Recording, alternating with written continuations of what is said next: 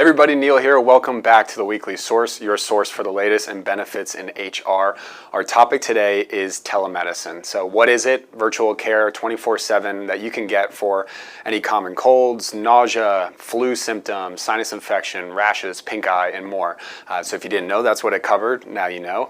But it's something that may be included in your plan. Matter of fact, 70% of larger companies and even companies today offer it to their employees. And if you think about it, it's a benefit to the employee. Convenience goes a long way.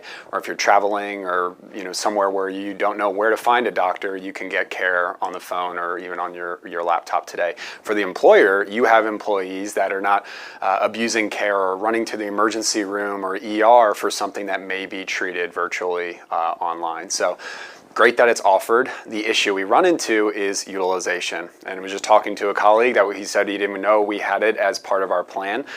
So there is an issue of education and actually getting employees to use their telemedicine benefit that you're fighting so hard to offer for them. So a couple tricks, couple tips for you to actually get utilization in your plan. The first is to call it out. So if it's included in medicine or the medical plan, don't just assume that everybody knows it because they're enrolling into it. It has to be called out separately during enrollment as something that they can opt into or that they can use as they go forward. Once it's been called out, training and infrastructure are super important. So demo videos or recordings of how you can actually set up an appointment online are really important. Or sit with them and walk them through the process of scheduling virtual care so you're increasing the adoption with it.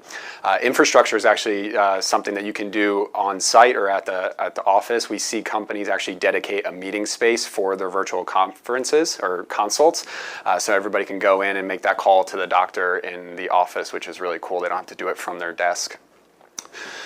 The third is testimonials. So we're in marketing. We know proof of concept is huge. People want to know how it works for others. And that's what actually worked in my case. A colleague of mine walked me through the process for them. They had sinus infection actually, and they were able to get virtual care. So it was enlightening to me and allowed me to go and try it as well. The last, as an HR professional, is to do follow-up or seasonal campaigns. So once it's offered and maybe flu season is coming around, keep that in the newsletter. Remember, remind your employees that, hey, the lines are going to get pretty long at your doctor's office. Try virtual care as something. Or we know the fourth quarter is super busy. You may be stressed to leave your desk. Pop into a conference room and make a quick call for virtual care and have that consultation, and then pick up your script on the way home from the office. So it's pretty cool. Switching gears, want to talk about our Eclipse Conference because we did have a big announcement this Monday. For those who don't know about our Eclipse, it's out in Park City, July 16th through 18th in beautiful Park City, Utah. We've been there before, had a blast. It's really good thought leadership and benefits, HR, and more. So we hope to see you out there.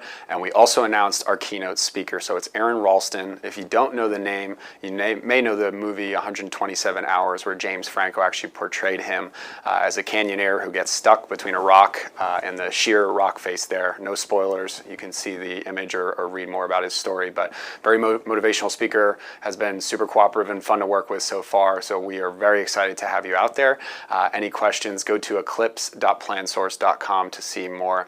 Otherwise, you know how to reach out to us. And we'll actually be off next Monday for President's Day, but we will be back with a video on the 19th. Have a great week, everybody.